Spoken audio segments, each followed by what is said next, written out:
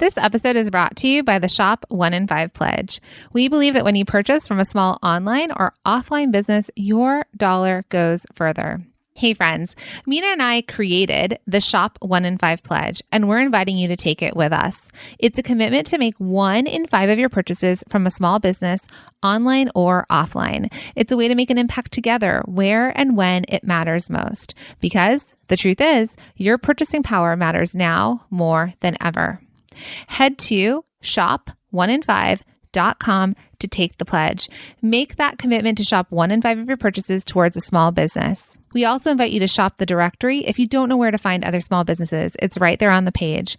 And we're asking for you to share the pledge. Imagine if each of us told 3 to 4 people about the Shop 1 in 5 Pledge. It would be an incredible and life-changing for so many small businesses. Tell your friends, your family, and your social network. It costs nothing extra and makes a world of difference. Our purchases have the ability to change lives. Okay, let's jump in. Welcome to the Product Boss Podcast, where we help product-based businesses grow their sales and improve their strategies. Hey everyone, I want to introduce you to my co-host and biz bestie, Minna an Amazon guru that has built a multi-6-figure product-based business. In introducing the other half of the Product Boss, Jacqueline Snyder. She has helped launch and grow over 500 fashion apparel and accessory brands, even one of her own. And together, we share our inventory of secret weapons that will help you dig deep and do the work it takes. Are you ready? Let's build together. Hey everybody, and welcome to another episode of the Product Boss Podcast. I'm your host, Jacqueline Snyder, with my book-loving co-host, Minna Kunlo-Sitep. Hey, Minna. Hey, Jacqueline. All right, friends, we have a very special episode for you today because we are thrilled to have our friend, Ali Kriegsman, on. She is the co-founder and COO of Bulletin, and now she's the author of How to Build a Goddamn Empire. Welcome to the podcast, Ali. Thanks for having me, ladies. So excited to be here. And yeah, just really excited to chat with you and connect with your audience today. Hi, everybody. Yeah, we're thrilled to have you. And I know so many of our students in our community, they sell on Bulletin.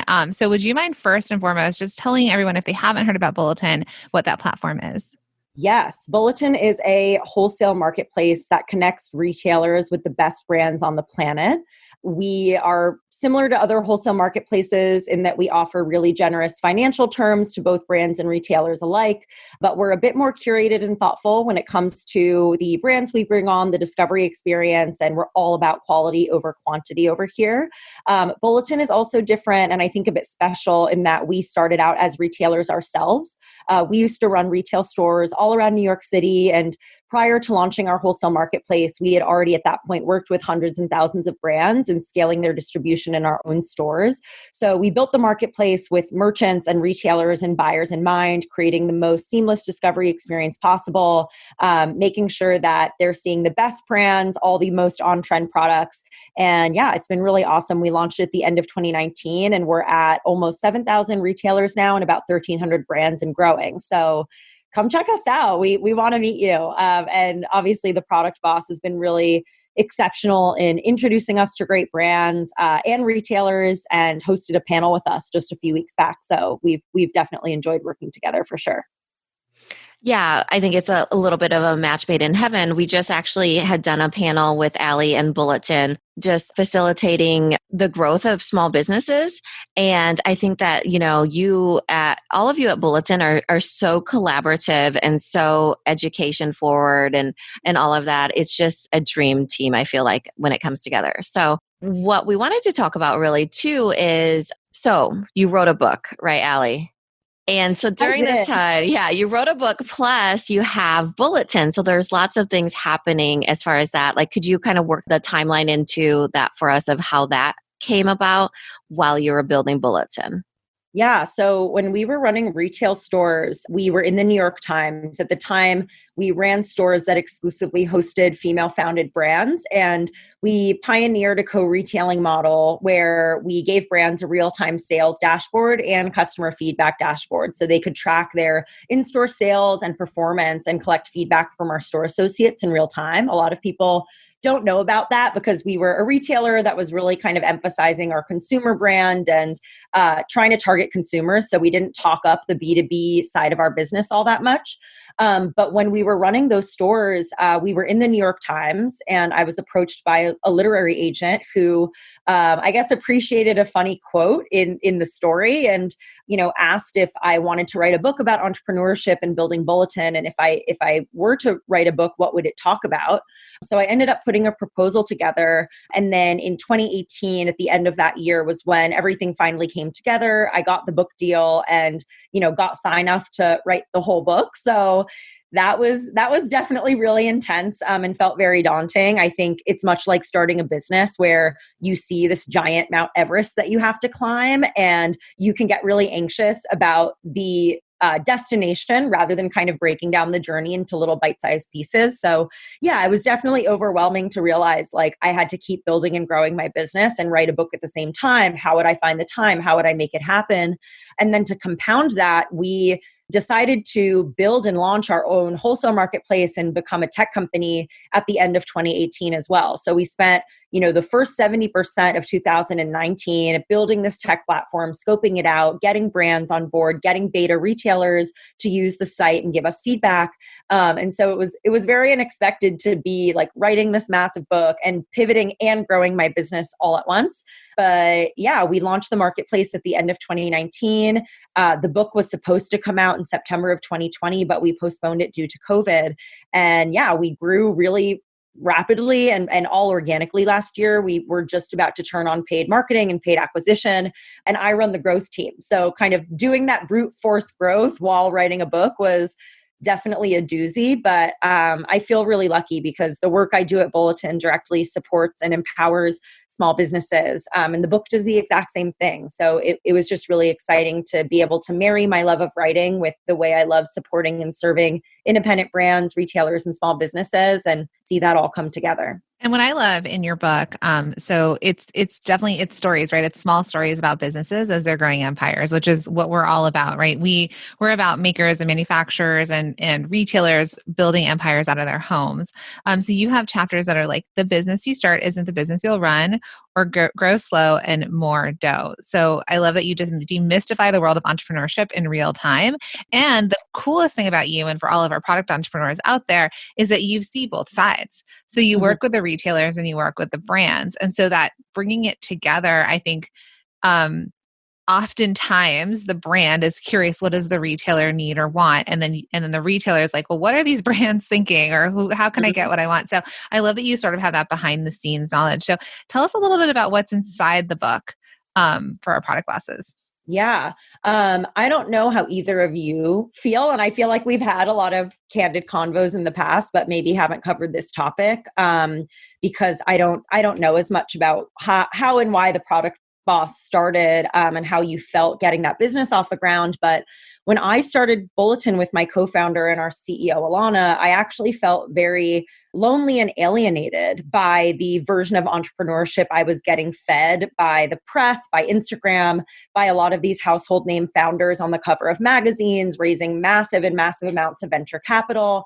I felt like, the kind of typical version of entrepreneurship that I was seeing and hearing about was very glamorized. It was always kind of speaking to the wins, speaking to the highs, and there was a lack of interest and appetite or vulnerability around communicating the lows and the anxious and depressive moments, which I think all of us have and are all too familiar with.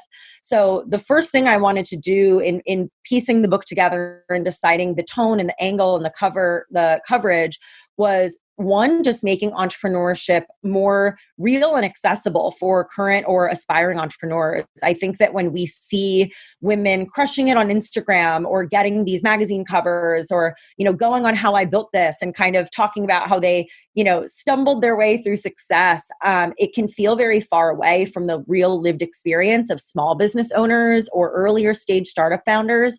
So that was one. I just wanted to kind of like tell it like it is. The book is very raw, real, vulnerable. It doesn't kind of weave in any of this toxic positivity that we see on social media or in the press. So that's one thing. And then I think the second thing is I know that not everyone can relate to my journey. I, haven't raised nearly as much funding as some other founders or businesses, but we are a venture-backed business. We've been a venture-backed business since we took on venture financing after bootstrapping the business for a year and a half. And I'm blonde and I'm small and I'm white. And the opportunities that I've been afforded are because of all those things. And so it was very important for me to feature other women from different backgrounds that have financed their companies differently, building companies of different stages and sizes, because I want anyone to be able to pick up this book and relate to someone's journey, even if it isn't my journey. So what that looks like in practice is you'll hear about me and my experience, dealing with imposter syndrome as a non-technical, non-engineer founder building a technology company, and the voices I had to silence and the things I had to tell myself in order to get through every single day of doing this seemingly impossible thing. But you'll also hear from a chorus of other women that have very different experiences with imposter syndrome and what that looked like and felt like to them, because they just simply have different backgrounds and are building completely different companies. Another example is brand building. Brand building for a consumer business, which is what we used to be as retailers, looks very different than brand building a B2B software company, which is what we are now. So going through that process and that pivot is something I was excited to put into the book. But I also know that, a lot of people can't brand build with my budget. So what did it look like for a bootstrap beauty founder to build her brand after graduating from UCLA? What did it look like for another founder to build a unique brand in a very competitive space? So we kind of go through the nuts and bolts of everything that an entrepreneur has to kind of deal with and tackle, whether that's hiring, firing, knowing what to invest in, what not to invest in, imposter syndrome, negative self-talk, growing slow versus growing fast, picking a financing vehicle. And you hear about my experience making those decisions. And then you hear from 30 other women that had to make those judgment calls as well. Wow. I love all of that. That was incredible. Sign me up. I want to be in the Mina's book. No.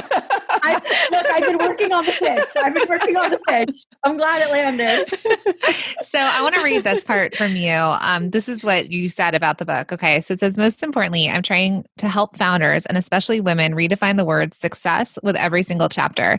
There is an intrinsic and long-term value to building something of your own, whether you sell your company, crash and burn, or forever teeter on the precipice. My book argues that success, in air quotes, has many faces, and sometimes learning, growing, and building something on your own terms makes you successful enough. Beautiful. And thank you for saying that and putting it out there, because I think exactly what you said, there's this measure against the unmeasurable, and like it feels impossible. And we really try and tell our students in our community that there's many paths to profit, and everybody's dream life or ideal life looks different, and the business you build can align with that, because we're not about saying it's this way and that's it. And I love it because I also think that, to be honest and to be vulnerable, the whole idea of venture capitalism and investment, Mina and I have always bootstrapped and started our own things, and we've built 7-figure businesses from scratch. When people talk about venture capitalists, right, it's like, I don't know. Sure. And I think there's an education there, right? Like sometimes as a woman, I feel dumb. I feel like I'm not measured up to that, but I can create 7 figures from nothing without that. And so I love that you're sharing all these different stories with us, because each woman or anyone who decides to read your book out there will see themselves in one of these 30 stories. Yeah. And if you are looking for, a like venture capital 101 lesson, there's an entire chapter dedicated to what venture capital is. There's an entire glossary that explains terms that are used in venture capital conversations, whether it's valuation, cap table, Series A, seed funding. What are these things? I had no idea. I started Bulletin. We bootstrapped Bulletin for a year and a half, starting when I was 24. And then we took on venture financing. And I write about this in the book. For the first conversation we had with an investor, I literally asked an engineer acquaintance for a script. Like literally, I had him Slack me a script because I didn't know what to say. I didn't know the terms, and I didn't want to come off as, uneducated or silly or naive. So I felt like I wanted to create a kind of chapter that is kind of a boot camp on what venture capital is, who should take it, who shouldn't, what do these terms mean, does it make sense for your business? Because I didn't have something like that when I was first starting. And genuinely, I think had I known more, maybe we would have made different decisions or adjusted our financing timeline a little bit. So for me, I think there's no harm in not knowing. And I think the more that I can, speak in layman's terms and, straightforward English to explain what these terms are in a way that makes sense to a large group of people, that's kind of what I see as my duty moving forward and a way to pay it forward. Yeah. I mean, the awareness is so helpful, raising two little Asian girls in Iowa, for example, even having that representation of what their lives could look like now. We were just having a conversation with my parents because, everybody's getting their stimulus checks along with, them building up businesses. They're bringing up stimulus checks and I won't be getting one. And I was like, but how crazy is it to think I sat in that for a minute. I was like, that is I didn't even realize it. That was my version of success, that in one generation, I actually did not need a stimulus check. Yep. They came here with nothing. And then in one generation, Yep. So it's crazy, right? That's mind boggling to think, wow, I'm exactly what they wanted me to be. And then, but it wasn't represented for me. So me representing that for my kids is just, to have that for them is they would just think that of it as of course, why not, So I love that you put so much different representation into your book.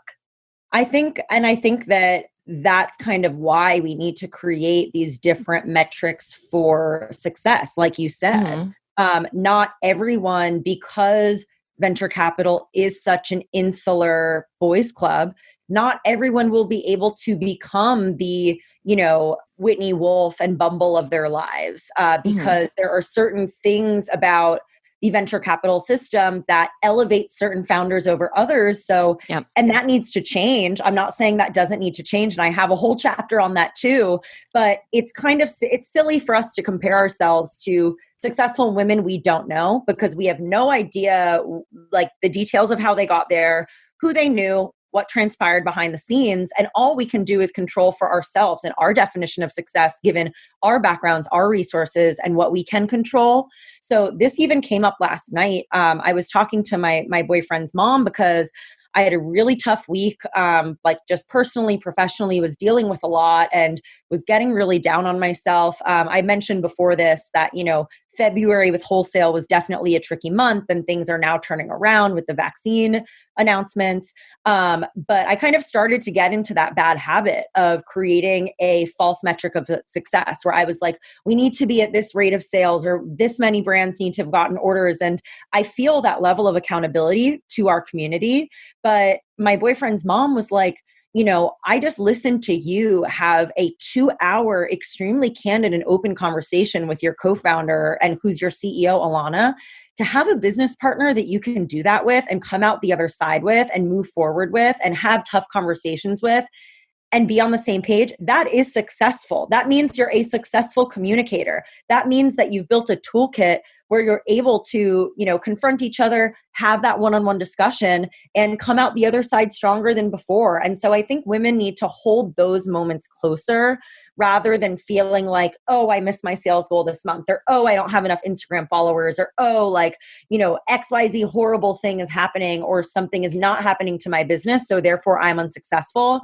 You have to think about all the little micro moments, the learnings, the things you've trained yourself on that you didn't know a month ago. And those should become your new metric because benchmarking yourself against another business that is 5 steps ahead of you or 50 steps ahead of you is very pointless because you have no idea what they tapped or what resources they leveraged to get to that point. And you may not be able to put yourself on that same path, unfortunately. Yeah. We used to say, remind me what we used to say where everyone has an unfair advantage. Was that how we said it? Yeah, basically everyone has an unfair advantage. We all have something that put us on some different track with something that is our unfair advantage, right? So exactly what you said, when we compare to others, we have no idea, did they have extra cash that their grandparents left them? Or do they have a best friend that's a celebrity and they can get it on them and fast track it? So there's all these quote unquote unfair advantages. An unfair advantage could be you started a business that did crash and burn and you learned from it and you've rebuilt a second one. So I think, and maybe whether it's unfair or fair, but it's that people don't know the true behind the scenes details as to why they became successful. And I think all of you listening think to yourself, something in your world has brought you success. Even starting a business is courageous. And not everybody does it. So even if you don't see a revenue like number or metric, like you said, the fact that you took that risk and started a business is so different than so many people around you. So there's something there that you had the spark, whether it's talent, creativity, somebody in your family showed you that you could start a business and entrepreneurship, something there. So I love this conversation. Yeah, I think that's also a big point in my book. The beginning of my book starts with a paragraph about how most people would silence a dream, keep their feet stuck to the floor, and stay where they are. Most people measure the leap from where they are and where they want to be, and they say, I don't know how to do that, or that's too much work, or I'm scared, and they don't make the leap at all. They don't even move that first centimeter. And that's a lot of what my book is about, is if you've made the leap or you've moved that first inch, that makes you successful enough at this point in time. You have done the thing that you need to do for your business today and for this week. And thinking about how far away you are from, the business you want to have built 3 years from now is a very silly metric of success, because you can only compare yourself to what you could have done in the moment. And most people, to your point, Jacqueline, would much prefer to keep things cushy, keep things comfy, and not challenge themselves to take that baby step toward their dream. For sure. I mean, 100%. Most people will do that because they don't want the judgment of other people, Yeah. So one of the things that you talk about in your book is imposter syndrome. I'm curious about that because that has seemed to be more of something that's been brought into the light post 2019, I feel like. But you wrote this in 2018, 2017, 2018, 2019. I started hearing more about it in 2020, I feel like. So it seemed like you were cued into that even before it became like this, buzzword, I guess, So Yeah. how did that come as to be part of your story? Yeah. So it's a really good question. And frankly, from the story that you told earlier about your parents, I'd love to know both of your experiences with this as well, but yours especially, Minna, because imposter syndrome, I think, used to be something that I felt like was my fault. Like, I feel like I'm not supposed to be here. I feel like I don't know enough. I feel like I'm inexperienced and undereducated to be doing this. But then the more I studied it and learned about it, the more I realized that imposter syndrome is something that we actually need the wider world and a lot of men to help solve for us. I learned and started studying imposter syndrome when I did Y Combinator, which is a accelerator program. We were actually in the same batch as the guys at FAIR, our friendly little competitors. And we were one of only two fully female founded companies in our batch. And that's when I first started to feel it. I'm usually a very positive, optimistic, confident person with a super sunny outlook. And I started to feel this environment like shrinking me and making me second guess myself and making me feel like I was out of place. And that's when I started looking into it because the way I was feeling was so against the way that I normally felt day to day. And that's what kind of triggered my realization that women can talk about managing imposter syndrome all they want, but the real root of imposter syndrome comes from a representation issue. Imposter syndrome is triggered when people feel like they're in a situation or a circumstance or playing a role that other people that look like them haven't played before.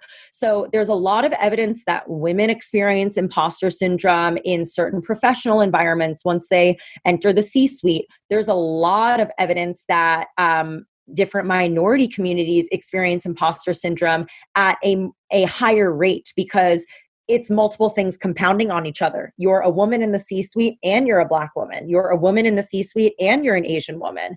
And so the problem with imposter syndrome is external, but I think it's been framed as this internal thing women are tasked with wrestling with, when in reality, if we solve a lot of these representation issues and we normalize entrepreneurship for women, we normalize women taking their companies public, we normalize getting more women in the C-suite, imposter syndrome should, in theory, decrease for all of the people that experience it.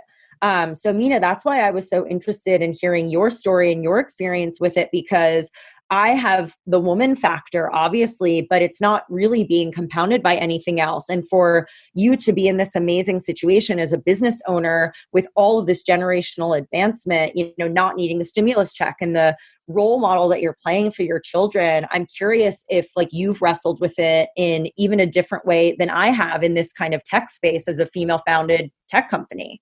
The funny thing is that you bring that up, and I totally thought it was an internal thing. I really did.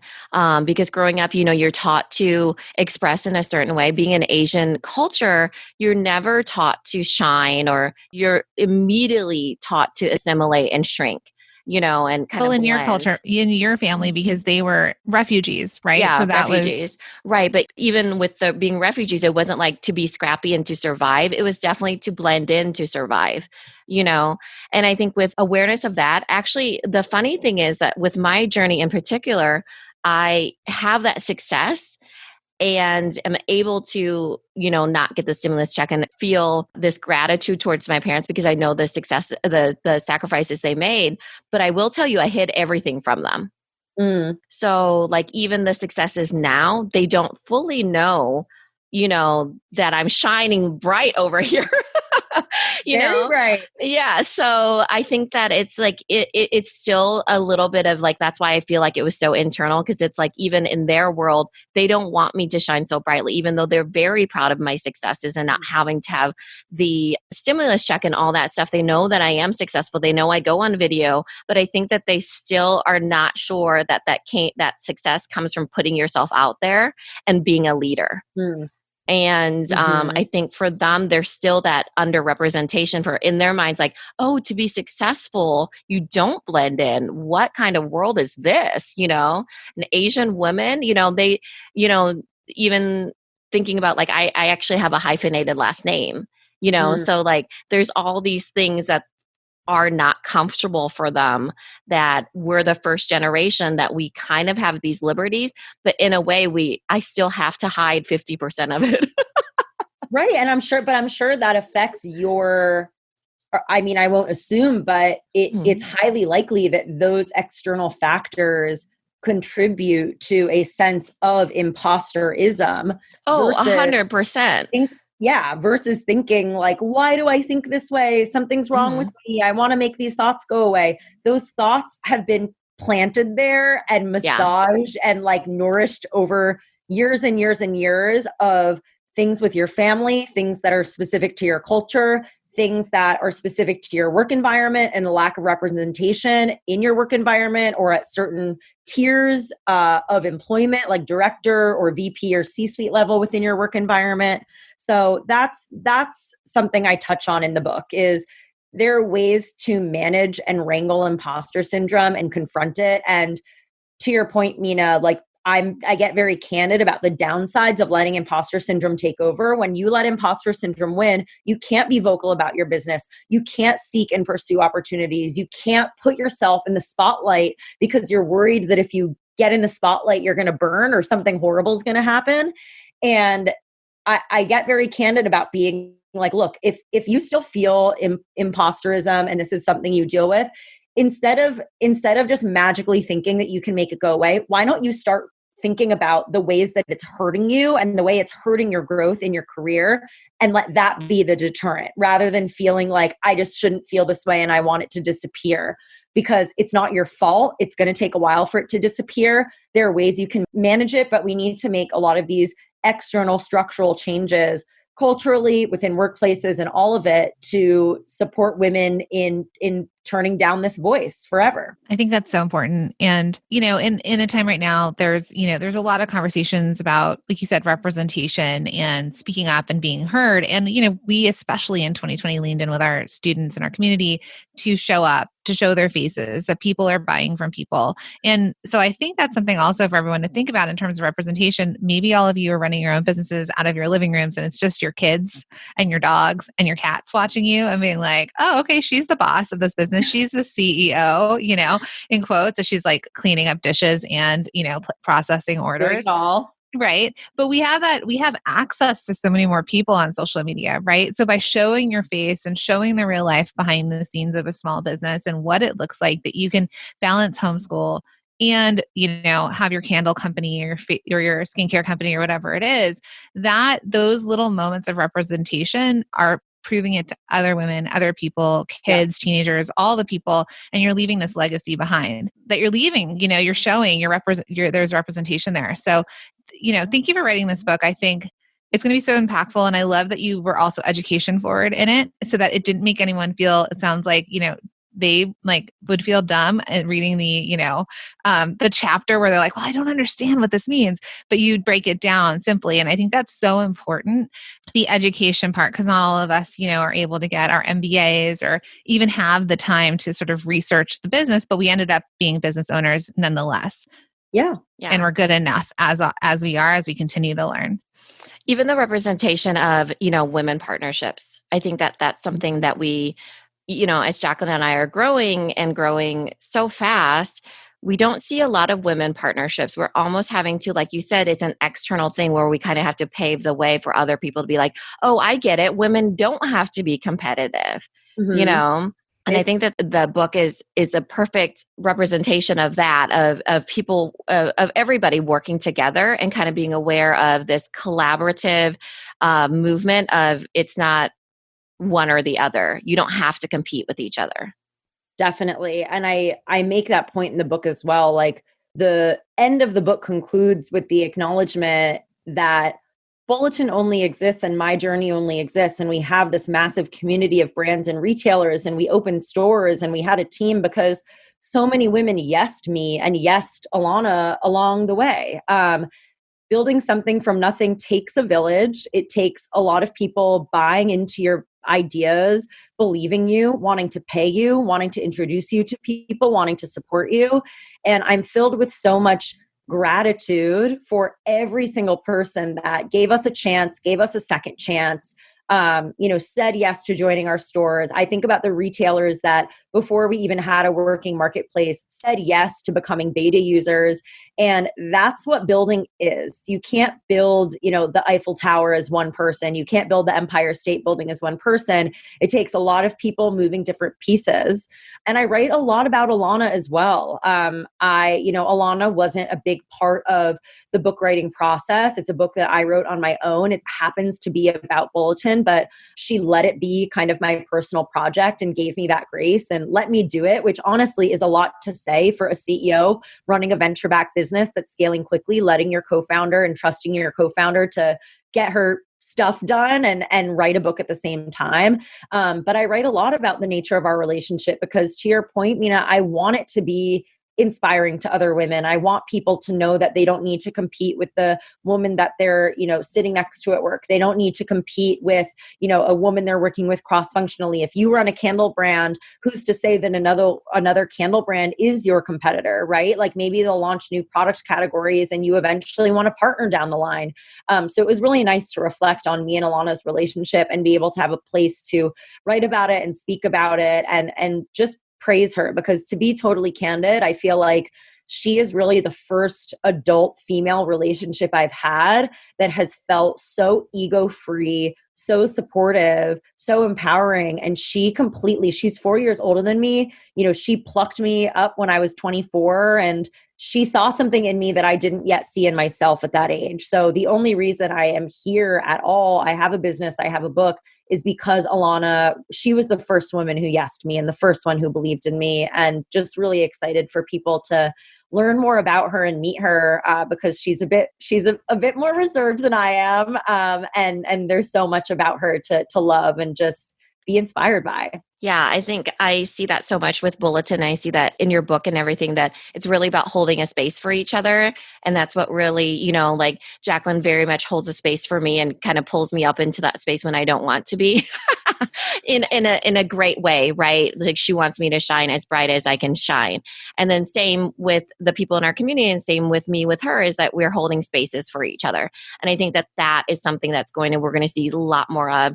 And what we hope to gain from all of our efforts and pushing our community to show up is that we all hold a space for each other, whether or not you're a candle company, and another candle company. So I love that. And your book, I cannot wait until we all can, have a book club over it and, with our community. It's so crazy.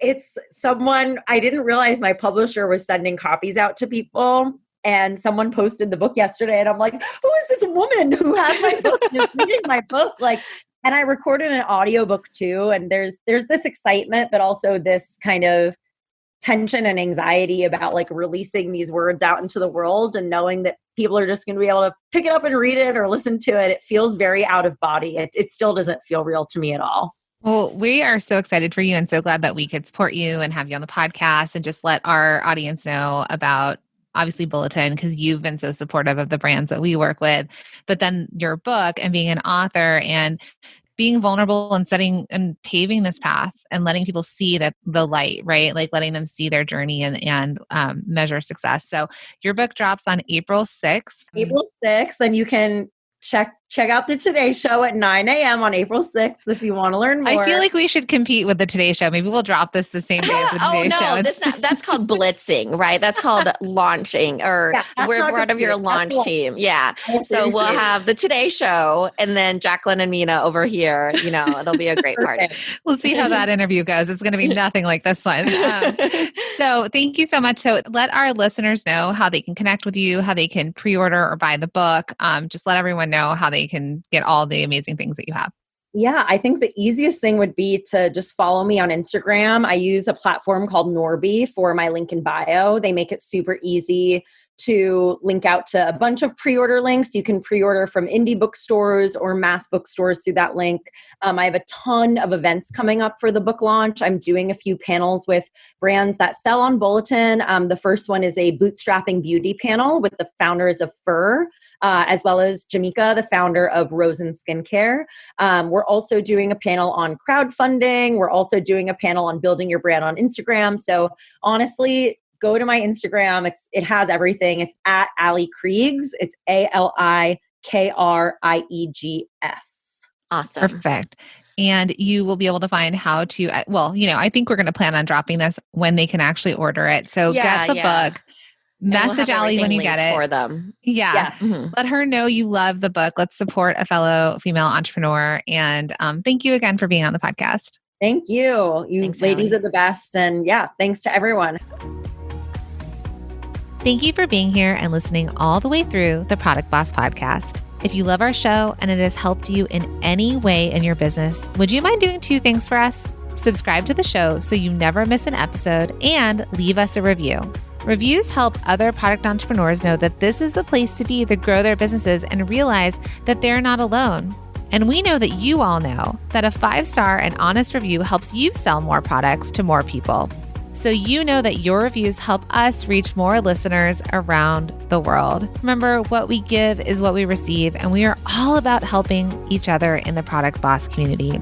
We are all in this together. We would be so appreciative of you if you could take the time right now to subscribe, leave a review, and even share this episode on social or someone you know so we can impact more lives. And remember, subscribing means that you will get notified each time we release a new episode so you never miss a thing. You have helped us grow and climb into the top 10 of all marketing podcasts, and together we can keep climbing. Thank you, friends. And remember, there is room at the top for all of us. This episode is brought to you by the Shop 1 in 5 Pledge. We believe that when you purchase from a small online or offline business, your dollar goes further. Hey friends, Minna and I created the Shop 1 in 5 Pledge, and we're inviting you to take the pledge with us. It's a commitment to make 1 in 5 of your purchases from a small business, online or offline. It's a way to make an impact together where and when it matters most. Because the truth is, your purchasing power matters now more than ever.